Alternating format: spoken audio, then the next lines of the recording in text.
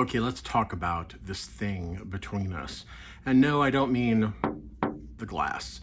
I'm talking about the book by Gus Moreno. Now, normally I do non-spoiler book reviews, and this is going to be the same, but at a certain point, it's impossible to talk about this book without spoiling it. So I will tell you when that happens. This thing between us starts off with Tiago and Vera. They've moved into an apartment.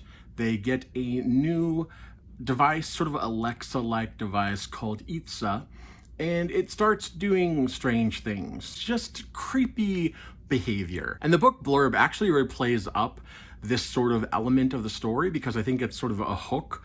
But just know going in, this book really isn't about that, really, at all. It's just sort of the beginning.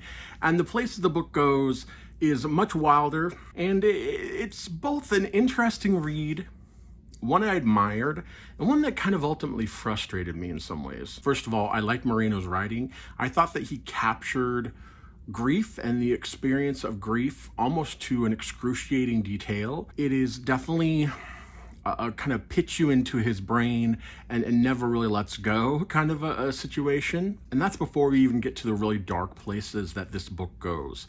Now, let me tell you, I read this via audiobook, and I would absolutely recommend you do not. You do not do that, unless you're the kind of person who listens to an audiobook very closely. Because I feel like if I had the physical book, I'd have to go back and read certain passages again to understand what was going on, especially by the end. And I wasn't able to do that really with an audiobook, or would have been a big pain in the butt.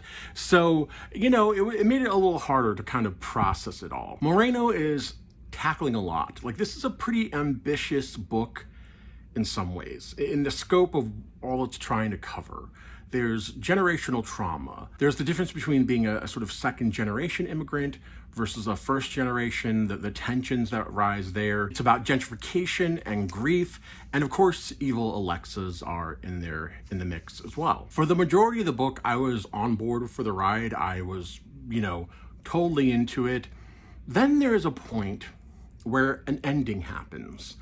And at least I thought it was the ending, but it's not the ending. In fact, the book keeps going, and it keeps going to a certain point where I just started to both admire it, but also kind of lost the emotional thread of it all, because it just became sort of out there. And I like out there.